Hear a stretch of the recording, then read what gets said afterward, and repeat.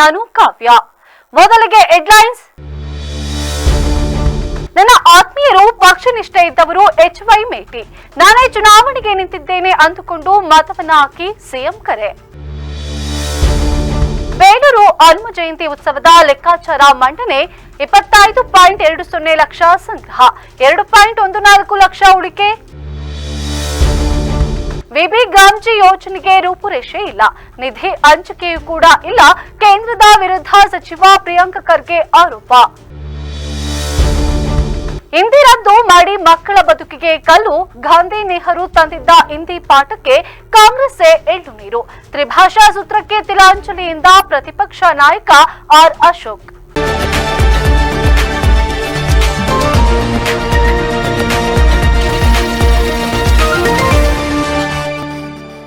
ನನ್ನ ಆತ್ಮೀಯರು ಪಕ್ಷ ನಿಷ್ಠೆ ಇದ್ದವರಾಗಿದ್ದ HY ಮೇಟಿ ಅವರ ಆತ್ಮಕ್ಕೆ ಶಾಂತಿ ಸಿಗಬೇಕಾದರೆ ಉಮೇಶ್ ಮೇಟಿ ಗೆಲ್ಲಬೇಕು. ನಾನೇ ಚುನಾವಣೆಗೆ ನಿಂತಿದ್ದೀನಿ ಅಂದುಕೊಂಡು ಮತವನ್ನ ಹಾಕಿ ಎಂದು ಮುಖ್ಯಮಂತ್ರಿ ಸಿದ್ದರಾಮಯ್ಯ ಅವರು ಕರೆಯನ್ನ ನೀಡಿದರು. ಬಾಗಲಕೋಟೆ ವಿಧಾನಸಭಾ ಕ್ಷೇತ್ರದ ಉಪಚುನಾವಣೆಯಲ್ಲಿ ಸ್ಪರ್ಧಿಸಿರುವ ಕಾಂಗ್ರೆಸ್ ಅಭ್ಯರ್ಥಿ ಉಮೇಶ್ ಪರವಾಗಿ ರಾಂಪುರ ಮತ್ತು ಬೇವೂರು ಗ್ರಾಮದಲ್ಲಿ ಮತವನ್ನ ಯಾಚಿಸಿದರು. ನುಡಿದಂತೆ ನಡೆದು ಕೆಲಸವನ್ನ ಮಾಡುತ್ತಿರುವ ನಮ್ಮ ಸರ್ಕಾರದ ಬಗ್ಗೆ ಬಿಜೆಪಿ ಅಪಪ್ರಚಾರವನ್ನ ಮಾಡುತ್ತಿದೆ. ಆದರೆ ಬಿಜೆಪಿ ಸರ್ಕಾರ ತನ್ನ ಅವಧಿಯಲ್ಲಿ ಬಾಕಿ ಉಳಿಸಿದ್ದ 30,000 ಕೋಟಿಯಲ್ಲಿ ನಮ್ಮ ಸರ್ಕಾರ 24,000 ಕೋಟಿ ರೂಪಾಯಿ ಬಾಕಿಯನ್ನ ತೀರಿಸಿದೆ. ಹಣ ಇಲ್ಲದಿದ್ದರೂ ಕೂಡ ಬಿಜೆಪಿಯವರು ಗುತ್ತಿಗೆಯನ್ನ ನೀಡಿ ಹೋದವರು ಎಂದರು. ಆಲ್ಮಟ್ಟಿ ಅಣೆಕಟ್ಟು 574 ಮೀಟರ್ಗೆ ಎತ್ತರಿಸುವ ಹಾಗೂ ರೈತರಿಗೆ ಪರಿಹಾರವನ್ನ ಕೊಡುವ ಕೆಲಸವನ್ನ ಮಾಡದ ಬಿಜೆಪಿ ಏನು ಕೂಡ ಅಭಿವೃದ್ಧಿ ಕೆಲಸವನ್ನ ಮಾಡಿಲ್ಲ. ಚರಂತಿ ಮಠ್ ಅವರನ್ನ ನೋಡುವುದೇ ಕಷ್ಟ. ಮನೆಗೆ ಯಾರನ್ನು ಕೂಡ ಸೇರಿಸಿದ ಚರಂತಿ ಮಠ್ ಅವರು ಶಾಸಕರಾಗಲು ಲಾಯಕ ಎನ್ನುವುದನ್ನ ಯೋಚಿಸಿ. ಮೇಟಿಯವರು ಅತ್ಯಂತ ಸರಳ ಮತ್ತು ಜನಪ್ರಿಯ ವ್ಯಕ್ತಿಯಾಗಿದ್ದರು. ಇವರ ಮಗ ಉಮೇಶ್ ಮೇಟಿ ಅವರನ್ನ ಗೆಲ್ಲಿಸಿದರೆ ಮೇಟಿಯವರ ಆತ್ಮಕ್ಕೆ ಶಾಂತಿ ಸಿಗುತ್ತದೆ ಎಂದರು. ಭರ್ತಿ ಮಾಡಲಿಕ್ಕೋಸ್ಕರವಾಗಿ ಅವರ ಕುಟುಂಬದವರೇ ಆದಂಥ ಅವ್ರ ಮಕ್ಕಳೇ ಆದಂಥ ಉಮೇಶ್ ಮೇಟಿ ಅವರನ್ನ ಸ್ಪರ್ಧೆ ಮಾಡಿಸಿದ್ದೇವೆ. ನಾವೆಲ್ಲರೂ ಕೂಡ ಹೇಗೆ HY ಮೇಟಿ ಅವರಿಗೆ ಆಶೀರ್ವಾದ ಮಾಡಿದ್ರಿ, ಅದೇ ರೀತಿಯಾಗಿ ಉಮೇಶ್ ಮೇಟಿಯವ್ರಿಗೂ ಕೂಡ ಆಶೀರ್ವಾದ ಮಾಡಬೇಕು ಅಂತೇಳಿ ತಮ್ಮಲ್ಲಿ ಪ್ರಾರ್ಥನೆಯನ್ನು ಮಾಡಲಿಕ್ಕೆ ಬಯಸ್ತಾ ಇದ್ದೇವೆ.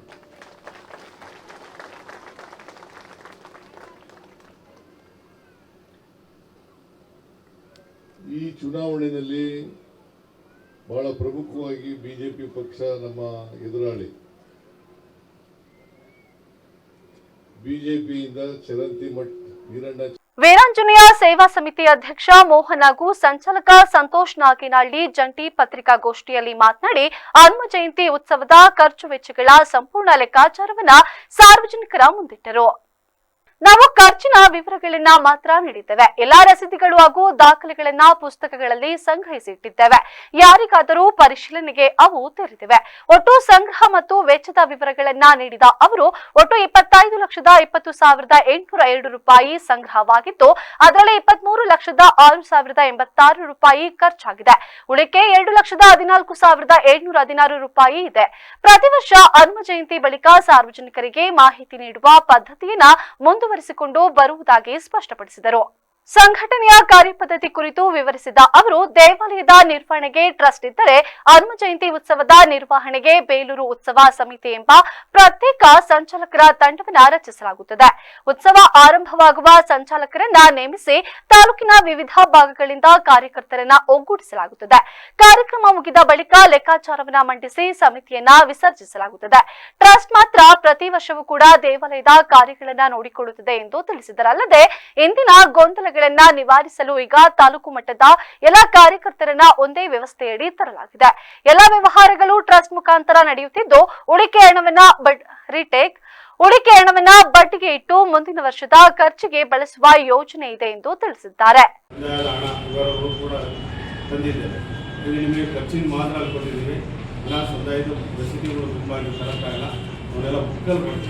ರಸೀದಿ ಸಮೇತ ಎಷ್ಟು ಬಂತು, ಒಟ್ಟು ಸಂಗ್ರಹ ಆಗಿದೆ. 25,20,802 ರೂಪಾಯಿ. 25,20,802 ರೂಪಾಯಿ. ಒಟ್ಟು ಅದರಲ್ಲಿ ಖರ್ಚಾಗಿರೋದು 23,06,086 ರೂಪಾಯಿ ಖರ್ಚು. 23,06,086 ರೂಪಾಯಿ ಖರ್ಚಾಗಿದೆ. ಒಟ್ಟು ಉಳಿಕೆ ಈ ವರ್ಷದ್ದು ಆ ವರ್ಷದ ಮೊತ್ತ 2,14,716 ರೂಪಾಯಿ.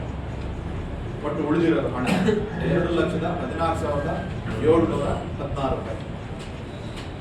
ಇದರಲ್ಲಿ ಎಲ್ಲರೂ ಪ್ರತಿಯೊಂದು ಯಾರ್ಯಾರಿಗೆ ಏನೇನು ಕೊಟ್ಟಿದೆ ಅನ್ನೋದು ಬುಕ್ಕು ಸಮೇತ ಎಲ್ಲ ಇದರಲ್ಲಿದೆ. ಯಾರಿಗಾದ್ರು ನೋಡ್ಬೇಕಂದ್ರೆ ನಾವು ತಾಲೂಕು ಮಟ್ಟ ಇಡೀ ತಾಲೂಕು ಹಳ್ಳಿಯಿಂದಲೂ ದುಡ್ಡು ಎತ್ತಿರೋದು, ಅವ್ರಿಗೆಲ್ಲರಿಗೂ ಹೋಗಿ ಮಾಹಿತಿ ಕೊಡೋದಕ್ಕಾಗಲ್ಲ. ಹಾಗಾಗಿ ನಾವು ಪ್ರತಿ ವರ್ಷ ಇದನ್ನು ವಾಡಿಕೆ ಥರ ಮಾಡ್ಕೊಂಡು ಬಂದ್ಬಿಟ್ಟಿದ್ದೀವಿ. ಪ್ರತಿ ವರ್ಷ ಹನುಮ ಜಯಂತಿ ಮುಗಿದ ಮೇಲೆ ಇಡೀ ಸಾರ್ವಜನಿಕವಾಗಿ ಮೀಡಿಯಾ ಮುಖಾಂತರ ಅವ್ರ ಮುಖಾಂತರ ಅದನ್ನು ತಿಳಿಸುವ ಕಾರ್ಯಕ್ರಮ ಸಂಘಟನೆಯವರು ನಾವು ಎಲ್ಲ ಸೇರಿ ಇದರಲ್ಲಿ ಒಂದು ಟ್ರಸ್ಟಿ ಇದ್ದಾರೆ, ಒಂದು ಸಂಚಾಲಕರು ಇರ್ತಾ ಇದ್ದಾರೆ. ಇದರಲ್ಲಿ ದೇವಾಲಯಕ್ಕೆ ಒಂದು ಟ್ರಸ್ಟಿ ಅಂತ ಮಾಡಿದ್ದೀವಿ. ಈ ಸಂದರ್ಭದಲ್ಲಿ ಭರತ್ ಬಿರಡಹಳ್ಳಿ ಹಾಗೂ ಸಂತೋಷ್ ಇದ್ದರು. ತೃತೀಯ ಭಾಷೆ ಹಿಂದಿಯನ್ನ ರದ್ದು ಮಾಡುವ ಮೂಲಕ ಕಾಂಗ್ರೆಸ್ ಸರ್ಕಾರ ಮಕ್ಕಳ ಬದುಕಿಗೆ ಕಲ್ಲು ಹಾಕಿದೆ. ಕನ್ನಡದ ಮೇಲಿನ ಪ್ರೀತಿಯಿಂದ ಸರ್ಕಾರ ಈ ತೀರ್ಮಾನವನ್ನ ಮಾಡಿಲ್ಲ, ಇದು ಕೇವಲ ರಾಜಕಾರಣ ಎಂದು ಪ್ರತಿಪಕ್ಷ ನಾಯಕ ಆರ್ ಅಶೋಕ್ ಟೀಕಿಸಿದರು. ಸುದ್ದಿಗೋಷ್ಠಿಯಲ್ಲಿ ಮಾತನಾಡಿದ ಅವರು, ಶಿಕ್ಷಣ ಇಲಾಖೆಯಿಂದ ಏಕಾಏಕಿ ತೃತೀಯ ಭಾಷೆ ಹಿಂದಿಯನ್ನ ತೆಗೆದುಹಾಕಲಾಗಿದೆ. ವಿದ್ಯಾರ್ಥಿಗಳು ಪರೀಕ್ಷೆಯನ್ನ ಬರೆಯುತ್ತಿರುವ ಸಮಯದಲ್ಲೇ ಈ ನಿರ್ಧಾರವನ್ನ ತೆಗೆದುಕೊಳ್ಳಲಾಗಿದೆ. ಲಕ್ಷಾಂತರ ವಿದ್ಯಾರ್ಥಿಗಳು ಹಿಂದಿ ಪಾಠವನ್ನ ಓದಿ ಅಭ್ಯಾಸವನ್ನ ಮಾಡಿದ್ದಾರೆ. ಈಗ ದಿಢೀರನೆ ಈ ತೀರ್ಮಾನವನ್ನ ಕೈಗೊಂಡಿರುವುದು ದೊಡ್ಡ ಸಮಸ್ಯೆಯಾಗಿದೆ. 1918ರಲ್ಲಿ ಮಹಾತ್ಮ ಗಾಂಧೀಜಿ ಹಿಂದಿ ಪ್ರಚಾರ ಸಮಿತಿಯ ಅಧ್ಯಕ್ಷರಾಗಿದ್ದರು. ದಕ್ಷಿಣ ಭಾರತದಲ್ಲಿಯೂ ಕೂಡ ಅವರೇ ಈ ಸಮಿತಿಯನ್ನ ಆರಂಭಿಸಿದರು. ಈ ಇತಿಹಾಸವನ್ನ ಗೊತ್ತಿಲ್ಲದ ಕಾಂಗ್ರೆಸ್ ನಾಯಕರು ಏಕಾಏಕಿ ಹಿಂದಿಯನ್ನ ರದ್ದು ಮಾಡಿದ್ದಾರೆ. ಮಕ್ಕಳ ವಿಚಾರದಲ್ಲಿ ನಾವು ಸೂಕ್ಷ್ಮವಾಗಿರಬೇಕು ಎಂದರು. ನರೇಗಾದಲ್ಲಿ ಮಹಾತ್ಮ ಗಾಂಧೀಜಿ ಹೆಸರು ತೆಗೆದಾಕ್ಷಣ ಏನೋ ಅನಾಹುತ ಆಗಿದೆ ಎಂದು ಕಾಂಗ್ರೆಸ್ ನಾಯಕರು ಬಾಯಿನ ಬಡಿದುಕೊಂಡಿದ್ದಾರೆ. ಆದರೆ ಈಗ ಯಾರು ಕೂಡ ಮಾತನಾಡುತ್ತಿಲ್ಲ.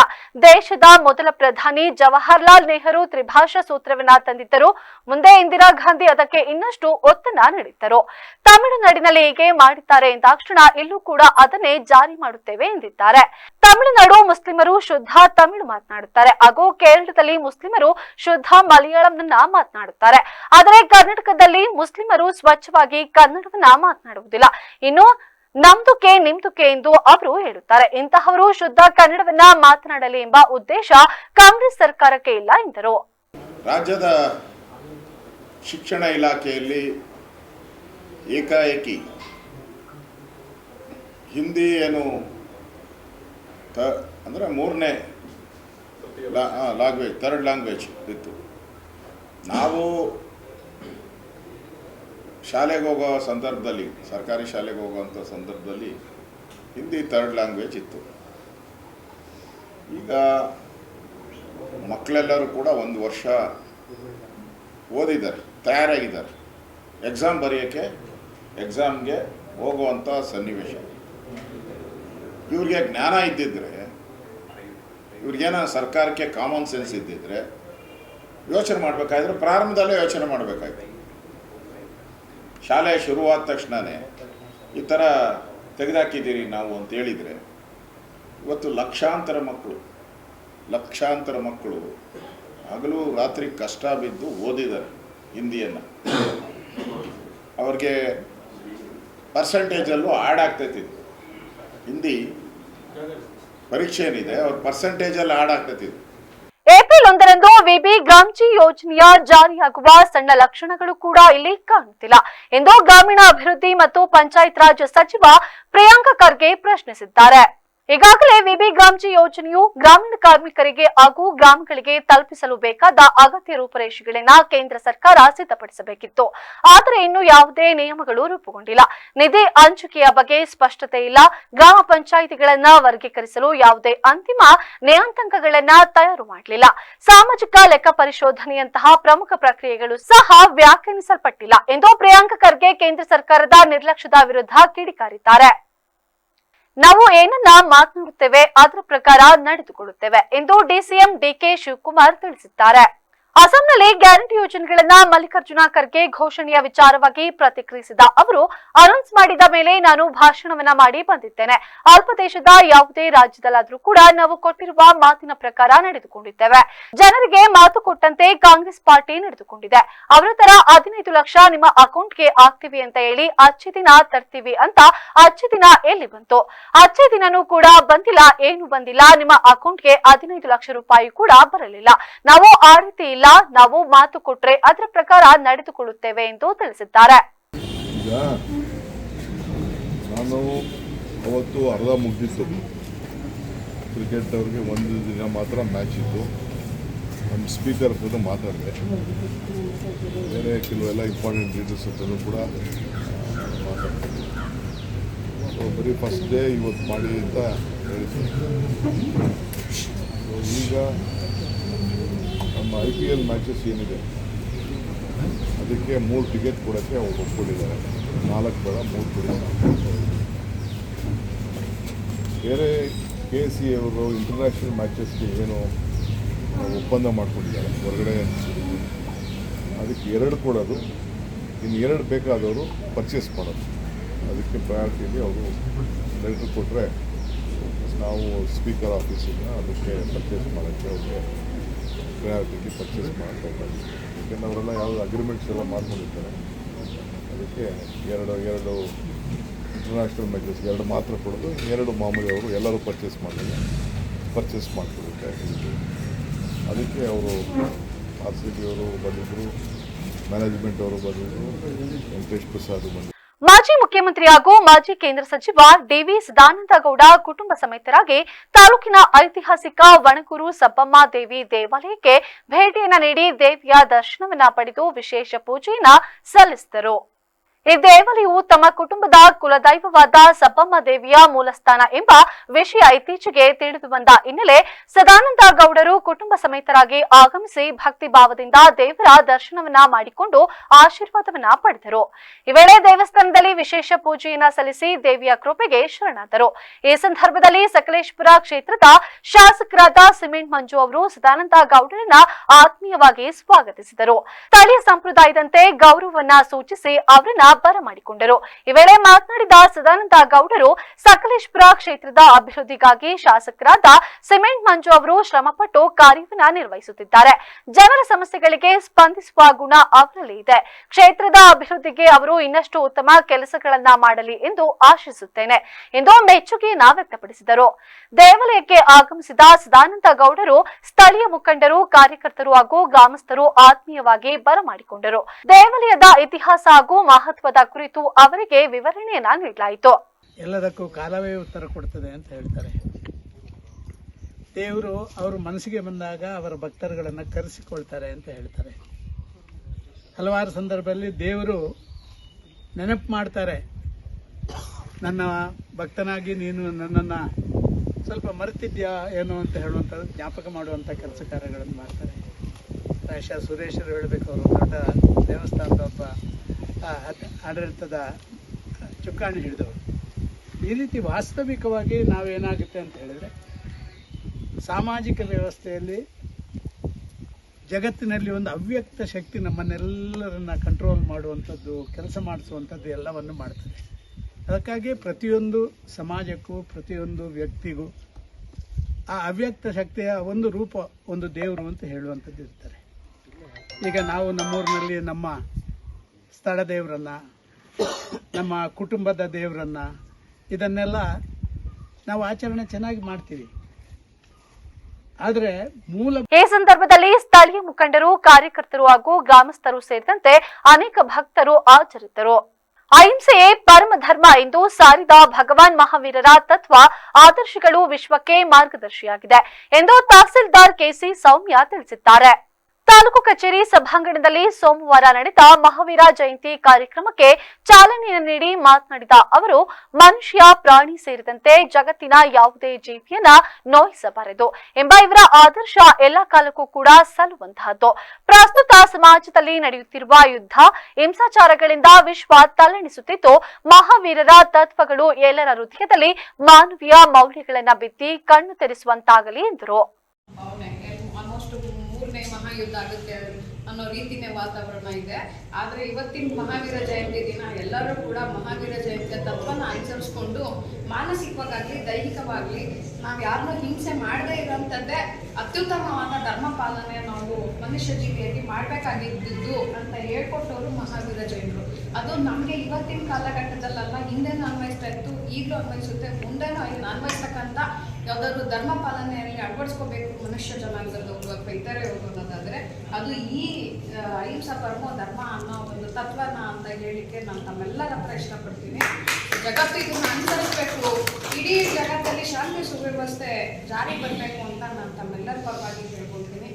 ಇಷ್ಟು ಮಾತಾಡಕ್ಕೆ ನನಗೆ ಅವಕಾಶ ಕೊಟ್ಟ ಜೈನ ಸಂಘದ ಅಧ್ಯಕ್ಷ ರಾಜೇಂದ್ರ ಕುಮಾರ್ ಮಾತನಾಡಿ, ಇಂದು ನಾವೆಲ್ಲರೂ ಕೂಡ ಭಗವಾನ್ ಮಹಾವೀರ ಸ್ವಾಮಿಯವರ ಜಯಂತಿ ಉತ್ಸವದ ಸಂದರ್ಭದಲ್ಲಿ ಇಲ್ಲಿ ಸೇರಿದ್ದೇವೆ. ಭಗವಾನ್ ಮಹಾವೀರರು ಸತ್ಯ, ಅಹಿಂಸೆ ಮತ್ತು ಪ್ರೀತಿಯ ಸಾಕ್ಷಾತ್ ರೂಪವಾಗಿದ್ದರು. ಅವರ ಜೀವನದ ಪ್ರಮುಖ ತತ್ವಗಳು ಬದುಕು ಮತ್ತು ಬದುಕಲು ಬಿಡಿ. ಇದು ಕೇವಲ ಮನುಷ್ಯರಿಗೆ ಅಷ್ಟೇ ಅಲ್ಲ, ಎಲ್ಲಾ ಪ್ರಾಣಿ ಪಕ್ಷಿಗಳಿಗೂ ಕೂಡ ಅನ್ವಯಿಸುತ್ತದೆ. ಅಹಿಂಸೆಯೇ ಪರಮ ಧರ್ಮ. ಯಾರಿಗೂ ಕೂಡ ಮಾತಿನಲ್ಲಿ ಅಥವಾ ಕೆಲಸದಲ್ಲಿ ನೋವು ಕೊಡದಿರುವುದೇ ಅಹಿಂಸೆ ಎಂದು ಎಲ್ಲಾ ಧರ್ಮಗಳಿಗಿಂತ ದೊಡ್ಡದು. ಶಾಂತಿ ಮತ್ತು ಒಗ್ಗಟ್ಟು ಈ ದಿನ ನಾವೆಲ್ಲರೂ ಕೂಡ ಈ ಹಬ್ಬವನ್ನ ಸಂಭ್ರಮದಿಂದ ಆಚರಿಸೋಣ ಮತ್ತು ಮಹಾವೀರರ ತತ್ವಗಳನ್ನ ನಮ್ಮ ಜೀವನದಲ್ಲಿ ಅಳವಡಿಸಿಕೊಳ್ಳೋಣ ಎಂದರು. ನಮ್ಮನ್ನೆಲ್ಲ ಮಹಾವೀರ ಜಯಂತಿ ಬಗ್ಗೆ ಕರೆಸಿ ಜಯಂತಿನ ಆಚರಣೆ ಮಾಡಿದ್ದೀವಿ. ಈ ಜಯಂತಿ ಮಹಾವೀರ ಉತ್ಸವ 2024ನ ಮಹಾವೀರ ಕಲ್ಯಾಣ ಉತ್ಸವ ಅಂತ ಆಚರಣೆ ಮಾಡಿದ್ದೀವಿ. ಸುಮಾರು 100-150 ಜನ ಸೇರಿ ಅಹಿಂಸಾ ಪರಮ ಧರ್ಮನ ಆಚರಣೆ ಮಾಡಬೇಕಂತ ಮಾಡಿದ್ದೀವಿ. ಅದ್ರ ಜೊತೆಗೆ ಮಹಾವೀರ ಸ್ವಾಮಿ ಸಿದ್ಧಾಂತ ಏನಂದರೆ ಬದುಕು ಮತ್ತು ಬದುಕಲು ಬಿಡು, ಜೀವ ಅವ್ರ ಜೀನದು ಒಂದು ಮನಸ್ಸನ್ನು ಈ ಅಹಿಂಸಾ ಪರಮ ಧರ್ಮ ಯಾರಿಗೋ ಮನಸ್ಸು ಮಾತು ಮತ್ತೆ ಕಿಂಚು ನೋವು ಕೊಡದೆ ಅಹಿಂಸೆ ಅಂತ ಎಲ್ಲರ ಧರ್ಮ ಅನ್ನೋಕ್ಕಂತ ದೊಡ್ಡದು ಅಂತ ಆಚರಣೆ ಮಾಡಿದ್ದೀವಿ. ಕೊನೆಯಾಗಿ ಈ ಮಹಾವೀರ ಸ್ವಾಮಿಯ ಪಾವನ ಸಂದೇಶವನ್ನು ನಮ್ಮ ತಾಲೂಕು ಮತ್ತು ಸಮಾಜದಲ್ಲಿ ಶಾಂತಿ ತಂತ್ರನ ಆರ್ಥಿಕ ಎಲ್ಲರಿಗೂ ಮಹಾವೀರ ಜಯಂತಿ ಆರ್ಥಿಕ ಶುಭಾಶಯಗಳು. ಸಭೆಯಲ್ಲಿ ಮಹಾವೀರ್ ಜೈನ್, ನವರತ್ನ ಜೈನ್, ಪಟ್ಟಣ ಪಂಚಾಯಿತಿ ಮುಖ್ಯ ಅಧಿಕಾರಿ ನಾಗೇಂದ್ರ ಕುಮಾರ್, ಸಿಡಿಪಿಒ ವೆಂಕಟೇಶ್, ಶಿರಸ್ತೇದಾರ್ ಸೋಮಶೇಖರ್ ಸೇರಿದಂತೆ ಹಲವರು ಹಾಜರಿದ್ದರು. ಅಕ್ಷರ ದಾಸೋಹದ ಜೊತೆಗೆ ಉಚಿತ ಶಿಕ್ಷಣ ನೀಡುವ ಮೂಲಕ ಮಕ್ಕಳ ಶಿಕ್ಷಣಕ್ಕೆ ಸುತ್ತೂರು ಸೇರಿದಂತೆ ಹಲವಾರು ಮಠಗಳು ತಮ್ಮದೇ ಕೊಡುಗೆಯನ್ನು ನೀಡಿ ಸರ್ಕಾರದ ಜೊತೆ ಕೈಜೋಡಿಸಿವೆ ಎಂದು ಶಾಸಕ ಡಿ ರವಿಶಂಕರ್ ಹೇಳಿದರು. ಸೋಮವಾರ ಸಾಲಿಗ್ರಾಮ ತಾಲೂಕಿನ ಮಾಯಿಗೌಡನಹಳ್ಳಿ ಗ್ರಾಮದಲ್ಲಿ ನಡೆದ ಶ್ರೀ ಮಹದೇಶ್ವರ ಜೀರ್ಣೋದ್ಧಾರಿತ ನೂತನ ದೇವಾಲಯದ ಪ್ರವೇಶೋತ್ಸವ ಮತ್ತು ನೂತನ ವಿಗ್ರಹ ಗೋಪುರದ ಬ್ರಹ್ಮಕಲಶ ಪ್ರತಿಷ್ಠಾಪನಾ ಕಾರ್ಯಕ್ರಮವನ್ನು ಉದ್ಘಾಟಿಸಿ ಅವರು ಮಾತನಾಡಿದರು. ಮೈಸೂರು ಭಾಗದಲ್ಲಿ 10 ಶಿಕ್ಷಣ ಕೇಂದ್ರಗಳನ್ನ ಆರಂಭಿಸಿ ಲಕ್ಷಾಂತರ ಮಂದಿಗೆ ಶಿಕ್ಷಣ ಕೊಟ್ಟ ಕೀರ್ತಿ ಸುತ್ತೂರು ಮಠಕ್ಕೆ ಸಲ್ಲಿಸಿದ್ದು, ಇದರಿಂದ ಗ್ರಾಮಾಂತರ ಪ್ರದೇಶದ ಮಕ್ಕಳು ರಾಜ್ಯ, ದೇಶ, ವಿದೇಶದಲ್ಲಿ ಉದ್ಯೋಗವನ್ನ ಪಡೆದುಕೊಂಡಿದ್ದಾರೆ. ಸುತ್ತೂರು ಶ್ರೀಗಳ ದೂರದೃಷ್ಟಿಯೇ ಕಾರಣವಾಗಿದೆ. ಗ್ರಾಮಗಳಲ್ಲಿ ದೇವಸ್ಥಾನಗಳ ನಿರ್ಮಾಣ ಮತ್ತು ಜೀರ್ಣೋದ್ಧಾರ ಮಾಡುವುದರಿಂದ ಎಲ್ಲ ಸಮುದಾಯಗಳ ನಡುವೆ ಸಹೋದರತ್ವ ನಿರ್ಮಾಣವಾಗಿ ಗ್ರಾಮಗಳಲ್ಲಿ ಶಾಂತಿ ನೆಲೆಸಲು ಸಾಧ್ಯವಾಗಲಿದ್ದು, ಮಹದೇಶ್ವರ ದೇವಾಲಯದ ರಕ್ಷಣೆಗೆ ತಡೆಗೋಡೆಯನ್ನು ನಿರ್ಮಿಸಲು 60 ಲಕ್ಷ ರೂಪಾಯಿ ಅನುದಾನವನ್ನ ನೀಡಿರುವುದಾಗಿ ತಿಳಿಸಿದ್ದಾರೆ. ಸುತ್ತೂರು ವೀರಸಿಂಹಾಸನ ಮಹಾಸಂಸ್ಥಾನ ಮಠದ ಶಿವರಾತ್ರಿ ದೇಶಿಕೇಂದ್ರ ಶ್ರೀಗಳು ಆಶೀರ್ವಚನವನ್ನ ನೀಡಿದರೆ, ದೇವಾಲಯದ ಕಳಸಾರೋಹಣವನ್ನ ಸಿದ್ಧಗಂಗಾ ಮಠದ ಸಿದ್ಧಗಂಗಾ ಶ್ರೀಗಳು ಮಾಡಿದರು. ಕಾರ್ಯಕ್ರಮದ ಸಾನ್ನಿಧ್ಯವನ್ನ ಬೆಟ್ಟದಪುರದ ಸಲಿಲಾಖ್ಯ ಮಠದ ಚನ್ನಬಸವದೇಶಿ ಕೇಂದ್ರ, ಶ್ರೀ ಗಾವಡಗೆರೆ ಜಂಗಮ ಮಠದ ನಟರಾಜ, ಶ್ರೀ ರಾವಂತೂರು ಮುರುಘಾ ಮಠದ ಮೋಕ್ಷಪತಿ, ಶ್ರೀ ಉಕ್ಕಿನಕಂತೆ ಮಠದ ಸಾಂಬಸ ಸದಾಶಿವ, ಶ್ರೀ ಈಶಾನೇಶ್ವರ ಮಠದ ಬಸವರಾಜ, ಶ್ರೀ ಬಸವ ಕಲ್ಯಾಣ ಮಠದ ವಿಜಯಕುಮಾರ ಶ್ರೀ ಸಾನ್ನಿಧ್ಯವನ್ನ ವಹಿಸಿದ್ದರು. ಕಾರ್ಯಕ್ರಮದ ಅಧ್ಯಕ್ಷತೆಯನ್ನ ಐಎಎಸ್ ಅಧಿಕಾರಿ ಡಿ ಭಾರತಿ ವಹಿಸಿ ಮಾತನಾಡಿದರು. ಈ ಸಂದರ್ಭದಲ್ಲಿ ಮಾಜಿ ಸಚಿವ ಸಾರಾ ಮಹೇಶ್, ಗುಂಡ್ಲುಪೇಟೆ ಶಾಸಕ ಗಣೇಶ್ ಪ್ರಸಾದ್, ಜಿಲ್ಲಾ ಸಹಕಾರ ಬ್ಯಾಂಕಿನ ಅಧ್ಯಕ್ಷ ದೊಡ್ಡಸ್ವಾಮಿಗೌಡ, ಮಾಜಿ ವಿಧಾನ ಪರಿಷತ್ ಸದಸ್ಯ ತೊಂಟಧಾರ್ಯ ವಕೀಲ ಎಚ್ಪಿ ಮಹದೇವಪ್ಪ, ತಾಲೂಕು ಪಂಚಾಯಿತಿ ಮಾಜಿ ಅಧ್ಯಕ್ಷ ಆಡ್ಯ ಮಹದೇವಸ್ವಾಮಿ ಸೇರಿದಂತೆ ಮತ್ತಿತರರು ಹಾಜರಿದ್ದರು. ಬೆಂಗಳೂರಿನಲ್ಲಿ ವಿಘ್ನ ವಿನಾಯಕನಿಗೆ ಅವಮಾನವನ್ನ ಮಾಡಿ ಅವಾಚ್ಯ ಪದ ಬಳಕೆ ಮಾಡಿದ ಘಟನೆ ಬೆಳಕಿಗೆ ಬಂದಿದೆ. ದೇವಸ್ಥಾನವನ್ನ ಧ್ವಂಸ ಮಾಡುವುದಾಗಿ ಬೆದರಿಕೆ ಆರೋಪ ಕೇಳಿಬಂದಿದೆ. ಬೇಗೂರು ಪೊಲೀಸ್ ಠಾಣೆಯಲ್ಲಿ ಘಟನೆ ನಡೆದಿದೆ. ಚಪ್ಪಲಿನ ಧರಿಸಿ ದೇವಸ್ಥಾನದ ಒಳಗಡೆ ಮಹಿಳೆ ಬಂದಿದ್ದು, ಹಿಂದೂ ಧರ್ಮದ ಪವಿತ್ರ ದೈವ ಗಣೇಶನಿಗೆ ಅವಾಚ್ಯ ಪದಗಳ ಬಳಕೆಯನ್ನ ಮಾಡಿ ಗ್ರೂಪ್ನಲ್ಲಿ ಮೆಸೇಜ್ ಮಾಡಲಾಗಿದೆ. ಅಪಾರ್ಟ್ಮೆಂಟ್ ನಿವಾಸಿಗಳ ವಾಟ್ಸ್ಆಪ್ ಗ್ರೂಪ್ನಲ್ಲಿ ದೇವರಿಗೆ ಅಶ್ಲೀಲ ಮೆಸೇಜ್ ಕಳಿಸಿರುವ ಆರೋಪವಿದ್ದು, ಮಾರ್ಚ್ 22ರಂದು ಚಪ್ಪಲಿಯನ್ನ ಧರಿಸಿ ದೇವಸ್ಥಾನದ ಆವರಣದಲ್ಲಿ ಬಂದು ಮಹಿಳೆ ಕಿರಿಕ್ ಮಾಡಿದ್ದಳು. ಯಾಮರ್ ಬಳಸಿ ದೇವಸ್ಥಾನದ ಧ್ವಂಸ ಮಾಡುವುದಾಗಿ ಧಮಕಿಯನ್ನ ಹಾಕಿದ್ದರು. ಅಪಾರ್ಟ್ಮೆಂಟ್ ನಿವಾಸಿಗಳ ಮೊಬೈಲ್ನಲ್ಲಿ ಚಪ್ಪಲಿಯನ್ನ ಧರಿಸಿ ಬಂದ ದೃಶ್ಯ ಸೆರೆಯಾಗಿದೆ. ಸದ್ಯ ಬೇಗೂರು ಪೊಲೀಸ್ ಠಾಣೆಯಲ್ಲಿ ಎಫ್ಐಆರ್ ದಾಖಲಾಗಿದೆ. ನಗರದಲ್ಲಿ ಪಟ್ಟಣ ಠಾಣೆಯ ಪೊಲೀಸರು ಕಾರ್ಯಾಚರಣೆಯನ್ನು ನಡೆಸಿ ಅಂತರ್ಜಲ ಬೈಕ್ಗಳನ್ನೊಬ್ಬನನ್ನ ಬಂಧಿಸಿ ಆತನಿಂದ 12.81 ಲಕ್ಷ ರೂಪಾಯಿ ಬೆಲೆ ಬಾಳುವ 14 ವಿವಿಧ ಕಂಪನಿಯ ಬೈಕ್ಗಳನ್ನು ವಶಪಡಿಸಿಕೊಂಡಿದ್ದಾರೆ. ಕೊಪ್ಪಳ ಜಿಲ್ಲೆಯ ಮುನಿರಾಬಾದ್ನ ನಿವಾಸಿ ಮೆಹಬೂಬ್ ಬಂಧಿತ ಆರೋಪಿಯಾಗಿದ್ದಾನೆ. ಈ ಕುರಿತು ಸೋಮವಾರ ಸಂಜೆ ಸುದ್ದಿಗೋಷ್ಠಿಯಲ್ಲಿ ಮಾಹಿತಿಯನ್ನು ನೀಡಿದ ಜಿಲ್ಲಾ ಪೊಲೀಸ್ ವರಿಷ್ಠಾಧಿಕಾರಿ ಜಾಹ್ನವಿ ಎಸ್ ಅವರು, ಬಂಧಿತ ಆರೋಪಿ ಹೊಸಪೇಟೆಯಲ್ಲಿ 3 ಬೈಕ್, ಬಳ್ಳಾರಿಯಲ್ಲಿ 2, ಮುನಿರಾಬಾದ್, ಗದಗ, ಸಂಟೂರು, ಗಂಗಾವತಿ, ಕಂಪ್ಲಿಯಲ್ಲಿ ತಲಾ 1 ಬೈಕ್ ಹಾಗೂ ಮಂಡ್ಯ ಜಿಲ್ಲೆಯಲ್ಲಿ 2 ಬೈಕ್ಗಳನ್ನು ಕಳ್ಳತನ ಮಾಡಿ ಪರಾರಿಯಾಗಿದ್ದನು ಎಂದು ಮಾಹಿತಿ ನೀಡಿದರು. ಈ ಕುರಿತು 2022ರಲ್ಲಿ ಹೊಸಪೇಟೆಯ ಪಟ್ಟಣ ಠಾಣೆಯಲ್ಲಿ ಹಾಗೂ 2008ರಲ್ಲಿ ಕೊಪ್ಪಳ ಪೊಲೀಸ್ ಠಾಣೆಯಲ್ಲಿ ಬೈಕ್ ಕಳ್ಳತನದ ಪ್ರಕರಣಗಳು ಆರೋಪಿಯ ಮೇಲೆ ದಾಖಲಾಗಿವೆ ಎಂದು ಅವರು ತಿಳಿಸಿದರು. ಅಲ್ಲದೆ 2026ರ ಫೆಬ್ರವರಿ 21ರಂದು ಫಿರ್ಯಾದಿದಾರ ವೆಂಕಟೇಶ್ ಅವರು ಪಟ್ಟಣ ಪೊಲೀಸ್ ಠಾಣೆಗೆ ಬಂದು ಫೆಬ್ರವರಿ 15ರಂದು ನಗರದ ಶಾನ್ಭಾಗ್ ಟಿಫಿನ್ ರೂಮ್ ಬಳಿಯ ರಸ್ತೆಯ ಪಕ್ಕದಲ್ಲಿ ನಿಲ್ಲಿಸಿದ್ದ ಬೈಕ್ ಕಳ್ಳತನವಾದ ಬಗ್ಗೆ ದೂರನ್ನ ನೀಡಿತ್ತು. ಪ್ರಕರಣ ದಾಖಲಾಗಿತ್ತು. ಈ ಹಿನ್ನೆಲೆಯಲ್ಲಿ ಪೊಲೀಸ್ ವರಿಷ್ಠಾಧಿಕಾರಿಯವರು ವಿಶೇಷ ತಂಡವನ್ನು ರಚಿಸಿದ್ದರು. ಹೆಚ್ಚುವರಿ ಪೊಲೀಸ್ ವರಿಷ್ಠಾಧಿಕಾರಿ ಮಂಜುನಾಥ್, ಡಿವೈಎಸ್ಪಿ ಮಂಜುನಾಥ ತಳವಾರ ಅವರ ಮಾರ್ಗದರ್ಶನದಲ್ಲಿ ಪಟ್ಟಣ ಠಾಣೆಯ ಪಿಐ ಫೈಜುಲ್ಲಾ, ಪಿಐ ಡಿ ಉಲುಗುಪ್ಪ ಅವರ ನೇತೃತ್ವದಲ್ಲಿ ರಾಜಶೇಖರ್, ಪರಮೇಶ್ವರಪ್ಪ ಹಾಗೂ ಸಿಬ್ಬಂದಿಗಳನ್ನ ಒಳಗೊಂಡ ತಂಡವನ್ನ ರಚಿಸಿದ್ದರು. ಸೋಮವಾರ ಬೆಳಗಿನ ಜಾವ ಪಿಎಸ್ಐ ಪರಮೇಶ್ವರಪ್ಪ ಹಾಗೂ ಸಿಬ್ಬಂದಿ ಗಸ್ತಿನಲ್ಲಿ ತಿರುಗುತ್ತಿದ್ದಾಗ ನಗರದ ಕನಕದಾಸ ವೃತ್ತದ ಬಳಿ ಅನುಮಾನಾಸ್ಪದವಾಗಿ ಬೈಕ್ ಮೇಲೆ ಬರುತ್ತಿದ್ದ ವ್ಯಕ್ತಿಯನ್ನ ಹಿಡಿದು ವಿಚಾರಣೆ ನಡೆಸಿದಾಗ ಬೈಕ್ ಕಳ್ಳತನ ಮಾಡಿದ ಬಗ್ಗೆ ತಿಳಿಸಿದ್ದಾನೆಂದು ಮಾಹಿತಿಯನ್ನ ನೀಡಿದರು. Hosapete town crime number 22 of 26 ಒಂದು ಬೈಕ್ ಕಳ್ಳತನದ ಪ್ರಕರಣ ದಾಖಲಾಗಿತ್ತು. ಆ ಪ್ರಕರಣದ ಸಂಬಂಧ ನಾವು ಸ್ಪೆಷಲ್ ಟೀಮ್ ಫಾರ್ಮ್ ಮಾಡಿ ಆ ಪ್ರಕರಣದ ತನಿಖೆ ಕೈಗೊಂಡಾಗ ಮೆಹಬೂಬ್ ಅನ್ನೋ ಒಬ್ಬ ಆರೋಪಿ ಪತ್ತೆಯಾಗಿದ್ದು. ಅವನ ಬಗ್ಗೆ ಸುಳಿವು ಸಿಕ್ಕಿ ವಿಚಾರಣೆ ಕೈಗೊಂಡಾಗ ನಮ್ಮ ಜಿಲ್ಲೆಯ 3 ಬೈಕ್ ಸೇರಿದಂತೆ ಸುಮಾರು 14 ಬೈಕ್ಗಳು ರಿಕವರಿ ಆಗಿದೆ. ಸೊ ಇದರಲ್ಲಿ ಬೆಳ್ಳಾರಿದು 2 ಬೈಕ್, ಮುನಿರಾಬಾದ್ 1, ಗದಗ್ 1, ಸಂಡೂರ್ 1, ಗಂಗಾವತಿ 1, ಕಂಪ್ಲಿ 1, ಮಂಡ್ಯ 2 ಮತ್ತೆ ಹೊಸಪೇಟೆ ನಮ್ಮ ಜಿಲ್ಲೆದು 3 ಬೈಕ್ಗಳು, ಒಟ್ಟು 14 ಬೈಕ್ ಪತ್ತೆಯಾಗಿದೆ. ಈ ಪ್ರಕರಣದ ಆರೋಪಿತರ ಮೇಲೆ ಈಗಾಗಲೇ ಹಳೆಯ 2 ಪ್ರಕರಣಗಳಿದೆ. 2008ರಲ್ಲಿ ಗಂಗಾವತಿಲಿ ಒಂದು ಪ್ರಕರಣ ಇದೆ, ಮತ್ತೆ ಟೌನ್ ಠಾಣೆಯಲ್ಲಿ 2002ನೇ ಸಾಲಿನಲ್ಲೂ ಸಹ ಇದೇ ಬೈಕ್ ಕಳ್ಳತನ ಕುರಿತಂತೆ ಒಂದು ಪ್ರಕರಣ ದಾಖಲಾಗಿದೆ. ಸೊ 2 ಹಳೆ ಕೇಸಸ್ ಇದೆ. ಸೊ ಇದರಲ್ಲಿ ಅಡಿಷನಲ್ ಎಸ್ ಪಿ ಮತ್ತೆ DSP ಹೊಸಪೇಟೆ ರವರ ನೇತೃತ್ವದಲ್ಲಿ ತುಂಬಾ ಒಳ್ಳೆ ಕೆಲಸ ಮಾಡಿದ್ದಾರೆ. ಕ್ರೈಮ್ ಸಿಬ್ಬಂದಿ ಮತ್ತೆ ಟೌನ್ PI, ಟ್ರಾಫಿಕ್ PI ಸೇರಿದಂತೆ ಮತ್ತೊಮ್ಮೆ ಹೆಡ್ಲೈನ್ಸ್. ನನ್ನ ಆತ್ಮೀಯರು ಪಕ್ಷನಿಷ್ಠೆ ಇದ್ದವರು HY ಮೇಟಿ, ನಾನೇ ಚುನಾವಣೆಗೆ ನಿಂತಿದ್ದೇನೆ ಅಂದುಕೊಂಡು ಮತವನ್ನ ಹಾಕಿ ಸಿಎಂ ಕರೆ. ಬೇಲೂರು ಹನುಮ ಜಯಂತಿ ಉತ್ಸವದ ಲೆಕ್ಕಾಚಾರ ಮಂಡನೆ 25.20 ಲಕ್ಷ ಸಂಗ್ರಹ, 2.14 ಲಕ್ಷ ಉಳಿಕೆ. ವಿಬಿ ಗಾಂಜಿ ಯೋಜನೆಗೆ ರೂಪುರೇಷೆ ಇಲ್ಲ, ನಿಧಿ ಹಂಚಿಕೆಯೂ ಕೂಡ ಇಲ್ಲ, ಕೇಂದ್ರದ ವಿರುದ್ಧ ಸಚಿವ ಪ್ರಿಯಾಂಕ ಖರ್ಗೆ ಆರೋಪ. ಹಿಂದಿ ರದ್ದು ಮಾಡಿ ಮಕ್ಕಳ ಬದುಕಿಗೆ ಕಲ್ಲು, ಗಾಂಧಿ ನೆಹರು ತಂದಿದ್ದ ಹಿಂದಿ ಪಾಠಕ್ಕೆ ಕಾಂಗ್ರೆಸ್ಸೇ ಎಳ್ಳು ನೀರು. ತ್ರಿಭಾಷಾ ಸೂತ್ರಕ್ಕೆ ತಿಲಾಂಜಲಿಯಿಂದ ಪ್ರತಿಪಕ್ಷ ನಾಯಕ ಆರ್ ಅಶೋಕ್. ನೀವು ನೋಡ್ತಾ ಇದ್ದೀರಾ ಇದೇ ಇವತ್ತಿನ ವಿಶೇಷ ಸುದ್ದಿ. ಪ್ರತಿಕ್ಷಣ ನಿಮ್ಮೊಂದಿಗೆ VVC ನ್ಯೂಸ್, ಸತ್ಯದ ಕಡೆ ನಮ್ಮ ನಡೆ.